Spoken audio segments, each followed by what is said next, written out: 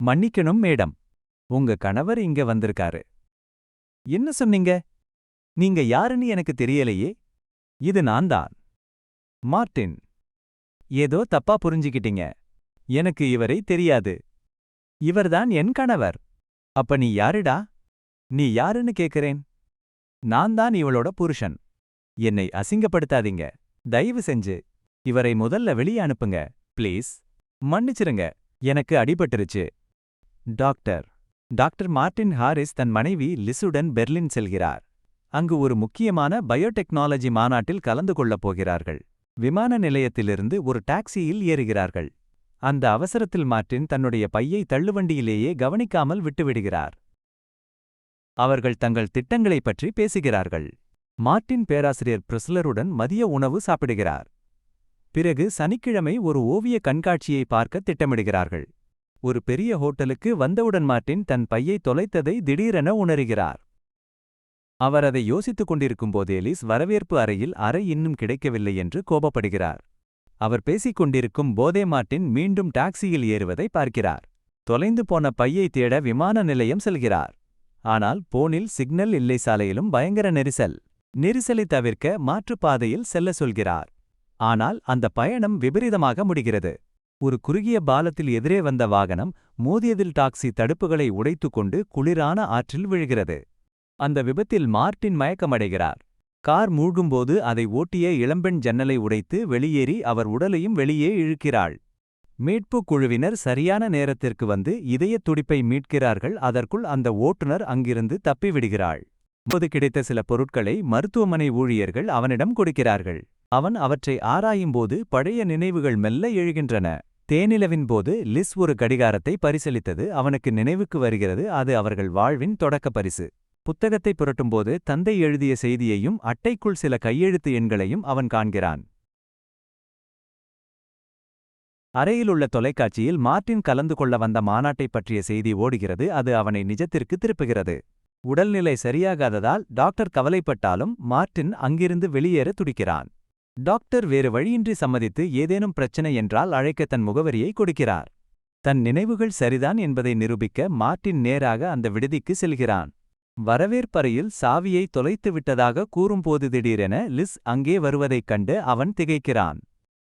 அவன் அவளை தொடர்பு கொள்ள முயல்கிறானானால் விடுதி பாதுகாப்பு படையினர் அவனை தடுக்கிறார்கள். அவனிடம் அடையாள அட்டையோ முன்பதிவு செய்த விவரமோ எதுவுமே இல்லை. அவர்கள் அவனை லிஸிடம் அழைத்து செல்கிறார்களானால் அவள் அவனை தெரியாது என்று கூறி அதிர்ச்சியளிக்கிறாள். லிஸ் அவன் கண்களை பார்த்து தனக்கு உன்னை யாரென்றே தெரியாது என்று கூறுகிறாள். அவள் மற்றொரு மனிதனை அறிமுகப்படுத்தி அவரேதான் டாக்டர் மார்ட்டின் ஹாரிஸ் என்று உறுதியாக கூறுகிறாள்.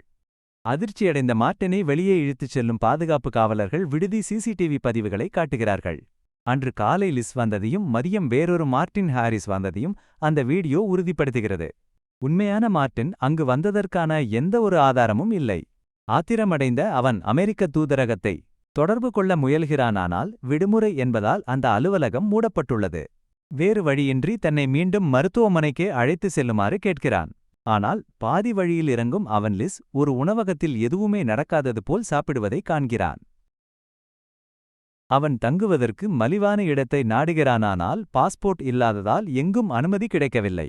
தான் தனித்துவிடப்பட்டதை உணர்ந்து தன் நண்பன் ராட்னிக்கு அழைத்து ஏதோ தவறு நடப்பதாக கூறுகிறான். போனை வச்சதும் ஒரு கார் அவனை துரத்துறதை அவன் கவனிக்கிறான்.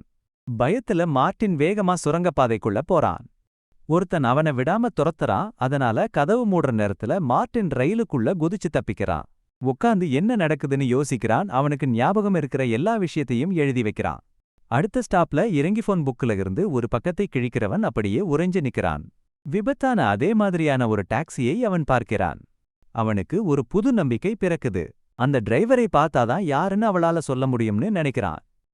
மார்ட்டின் டாக்ஸி ஆபீஸுக்கு நேரா போய் அந்த விபத்து நடந்தப்ப இருந்த டிரைவரை பத்தி விசாரிக்கிறான். அவ பேரு ஜினான்னு தெரிஞ்சதும் தேட்டிப் போய் அவ ஒரு பார்ல வேலை செய்யறத கண்டுபிடிக்கிறான். அவன் பேசப் போகும்போது அவ எதையும் கேட்காம அங்கிருந்து போகச் சொல்லி விரட்டுறா. அந்த விபத்துல சாகர நிலைமைக்கு போனதுனால அவளுக்கு இதுல தலையிட இஷ்டமே இல்லை. விடாமுயற்சியோட மார்ட்டின் ப்ரொஃபஸரை பார்க்க போறான். அங்கேயாவது யாராவது தன்னை அடையாளம் கண்டுப்பாங்கன்னு நம்புறான்.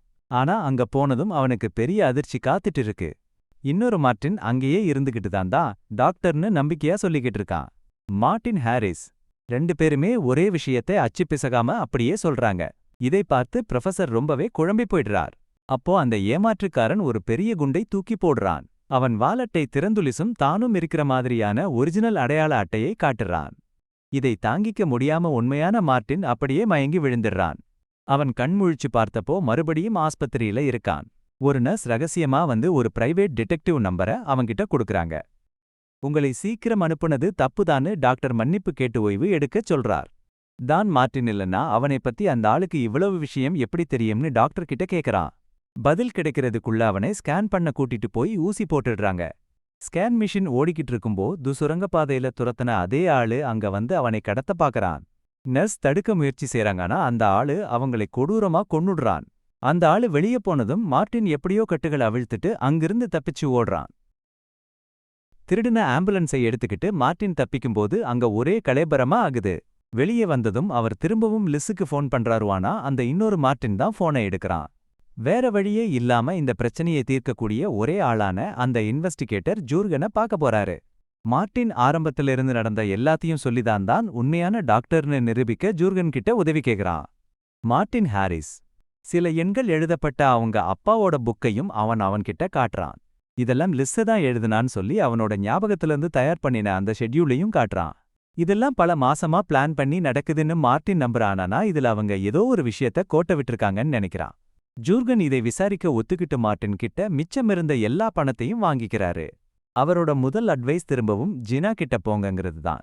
மார்ட்டின் திரும்பவும் அவளை பார்த்து அந்த விபத்து அப்போ ஏன் ஓடுனேன்னு எனக்கு தெரியும்னு சொல்றான்.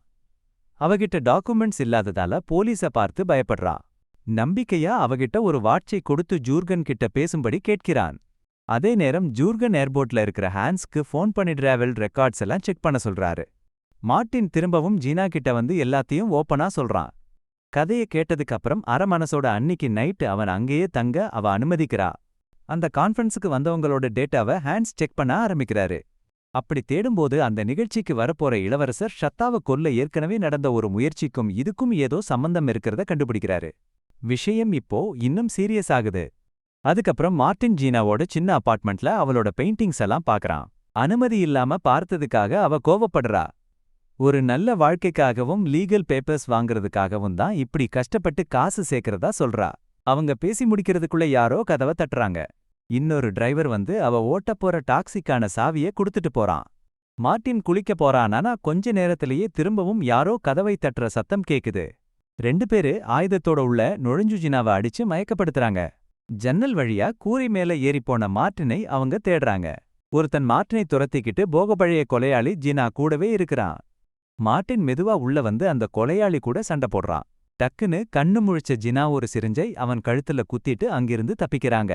வெளியிலிருந்த டாக்ஸில அவங்க ஏறினதும் அந்த இன்னொரு வில்லன் காரை வச்சு மோதி பயங்கரமா துரத்த ஆரம்பிக்கிறான்.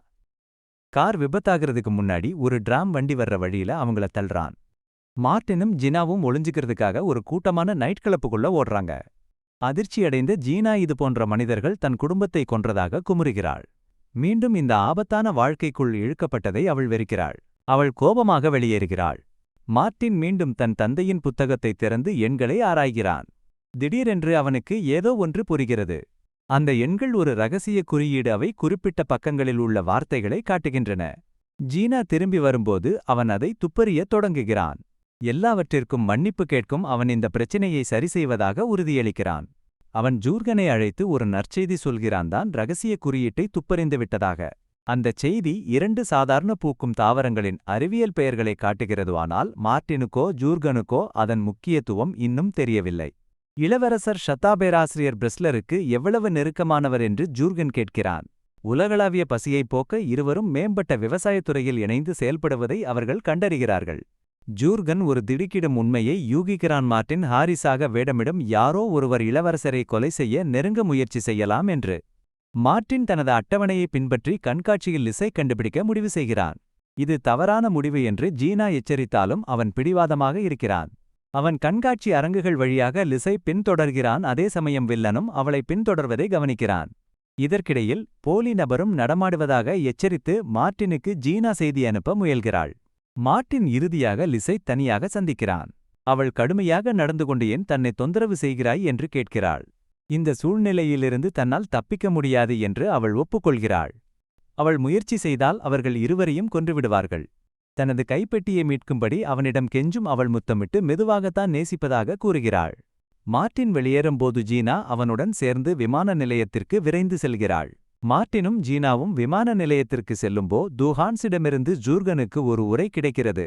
உள்ளே விமான நிலைய பாதுகாப்பு புகைப்படங்கள் உள்ளனவை மார்ட்டினும் லிஸும் ஒன்றாக வருவதை தெளிவாக காட்டுகின்றன. விபத்திற்கு முன்பு மார்ட்டின் உண்மையாகவே இருந்தார் என்பதற்கு இது ஒரு சான்று. அடுத்த சில நொடிகளில் மார்ட்டின் நண்பன் ராட்னியிடமிருந்து ஜூர்கனுக்கு அழைப்பு வருகிறது. அவன் மார்ட்டினின் அடையாளத்தை உறுதிப்படுத்த முடியும் என்கிறான். ஜூர்கன் அவனை உடனே வரச் சொல்கிறானானால் ராட்னி வந்ததும் அவனிடம் ஏதோ மாற்றம் இருப்பதை ஜூர்கன் உணர்கிறான். ராட்னி நண்பன் அல்லவன் ஒரு முன்னாள் கூலிப்படை வீரன் என்பதை அவன் புரிந்து கொள்கிறான். ராட்னி அவனை கொல்லும் முன்பேசித்திரவதைக்கு பதில் தற்கொலையை தேர்ந்தெடுத்ததனிடம் மறைத்து வைத்திருந்த விஷ மாத்திரையை ஜூர்கன் விழுங்குகிறான். ராட்னி அவனை நெருங்குவதற்கு முன்பே அவன் சரிந்து இறந்து விடுகிறான். இதற்கிடையில் மார்ட்டின் விமான நிலையத்தின் தொலைந்த உடைமைகள் பிரிவுக்குச் சென்று தனது பெட்டியை திரும்பப் பெறுகிறான். உள்ளே அவரோட பாஸ்போர்ட் ஆவணங்கள் அப்புறம் ஐடி கார்டுகள் இருக்கு. இது எல்லாமே அவர் எதை உண்மைன்னு நம்பினாரோ அதை நிரூபிக்குது. இவ்வளவு வெளிப்படையான இடத்துல தங்குறது பாதுகாப்பில்லைன்னு ஜீனா எச்சரிக்கிறானா மார்ட்டின் அங்கேயே காத்துட்டு இருக்கணும்னு பிடிவாதமா இருக்காரு. அந்த பெட்டிதான் எல்லாத்துக்கும் தீர்வுன்னு லிஸ் அவர்கிட்ட சொல்லியிருக்கா. எல்லாரும் அவங்களை கவனிக்கிறது சங்கடமா இருக்கிறதால அங்கிருந்து கிளம்ப ஜீனா தயாராகிறா. உதவி செஞ்சதுக்கு நன்றியா மார்ட்டின் அவளுக்கு பணம் கொடுக்கிறாரு. மார்ட்டின் எங்க இருப்பாருன்னு லிஸ் ஏற்கனவே அந்த ஆள்மாறாட்ட காரங்க கிட்ட சொல்லி இருப்பாளோன்னு ஜீனா கவலைப்படுறா. அவர் கொடுத்த அந்த வாட்சை திருப்பி தந்துட்டு அவ அங்கிருந்து போயிடுறா. கொஞ்ச நேரத்திலேயே உதவி செய்யற மாதிரி நடிச்சிட்டு ராட்னி அங்க வர்றான். டாக்ஸிக்காக வெளியே காத்துட்டு இருக்கிற ஜீனா மார்ட்டின ஒரு வேன்ல கட்டாயப்படுத்தி ஏத்தறத பாத்துறா. அவ ஒரு டாக்ஸியை திருடிக்கிட்டு அவங்களை துரத்திட்டு போறா. வேனுக்குள்ள இருந்த மார்ட்டினை வெளியே இழுத்து போட்டு விசாரணை பண்றாங்க. எல்லாத்தையும் உடைச்சு போடுற ஒரு உண்மைய ராட்னி நிதானமா சொல்றான். மார்ட்டின் ஹாரிஸ்னு ஒரு உண்மையான டாக்டரே கிடையாது. மார்ட்டின் தன்னை பத்தி என்ன நினைச்சிருந்தாரோ அவர் அது கிடையாது. இந்த மாநாட்டோட தொடர்புடைய ஒரு கொலை திட்டத்தை மறைக்கிறதுக்காகத்தான் அவரோட அடையாளமே உருவாக்கப்பட்டிருக்கு. அந்த திட்டத்தோட ஒரு பகுதியாத்தான் அவரோட நினைவுகளும் வேணும்னே பதியப்பட்டது. மார்ட்டினை துப்பாக்கி முனையில வச்சுட்டு அவரோட உண்மையான விவரங்களை அந்த வில்லன் கேட்கிறான். மார்ட்டின் ஒரு பயிற்சி பெற்ற ஏஜென்டனும் இப்படி ஒரு குழப்பம் முன்னாடி நடந்ததில்லைன்னும் அவர் நினைவாற்றலை இழந்திருக்க கூடாதுன்னும் ராட்னி சொல்றான். அந்த வில்லன் சுடப்போற நேரத்துல ஜீனா டாக்ஸியால அவனை நேரா மோதிவேனுக்கும் காருக்கும் இடையில அவனை நசுக்கிடுறா. அந்த மோதல்ல வேன் கவிழ்ந்து விபத்துக்குள்ளாகுது. அதுல ராட்னியும் இன்னொரு கொலையாளியும் இறந்துடுறாங்க. மார்ட்டின் ராட்னியோட சூட்கேஸை எடுத்து அதை திறக்கிறாரு. அதுக்குள்ள அவருக்கும் லிஸுக்கும் பல போலி பாஸ்போர்ட்டுகள் இருக்கு. ராட்னி சொன்னது எல்லாம் உண்மைன்னு இது உறுதிப்படுத்துது. இன்னுமுள்ள தேடி பார்க்கும்போது 3 மாசத்துக்கு முன்னாடியே அவங்க இந்த இடத்தை பார்க்க பெர்லின் வந்த ஆதாரங்கள் கிடைக்குது. அதிர்ச்சியான அவர் இளவரசருக்கு ஆபத்துன்னும் கொலை இன்னைக்கு ராத்திரியே நடக்கும்னு ஜீனா கிட்ட சொல்றாரு. அன்னைக்கு விபத்து நடந்தப்பவே உங்களை சாக விட்டிருக்கணும்னு ஜீனா சலிப்பா சொல்றா. ஆனா அவளுக்கு எரிச்சலா இருந்தாலும் அவ அவருக்காவே கூட இருக்கா. அன்னைக்கு சாயங்காலம் இளவரசர் ஷத்தா மாநாட்டுக்கு வர்றாரு. கூடவே பேராசிரியர் பிரெஸ்லரும் அவரோட மகள்களும் வர்றாங்க. லிஸ் அவளோட வேஷத்தை கச்சிதமா போட்டுக்கிட்டு இளவரசரை வரவேற்கிறா. அதே நேரத்துல மார்ட்டினும் ஜீனாவும் திருட்டுத்தனமா உள்ள நுழையறாங்கான செக்யூரிட்டிங்க அவங்கள உடனே பிடிச்சிடுறாங்க.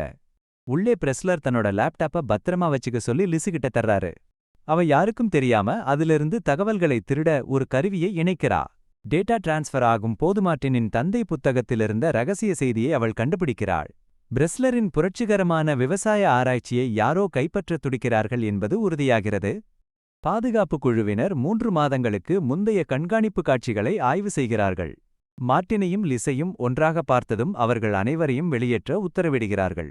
போலி மார்ட்டினும் லிஸும் படிக்கட்டில் ஓடி வரும்போது லிஸ் திடீரென நிற்கிறாள். அந்த வெடிகுண்டை செயலிழக்க செய்யதான் மீண்டும் செல்ல வேண்டுமென்று அவனிடம் சொல்கிறாள்.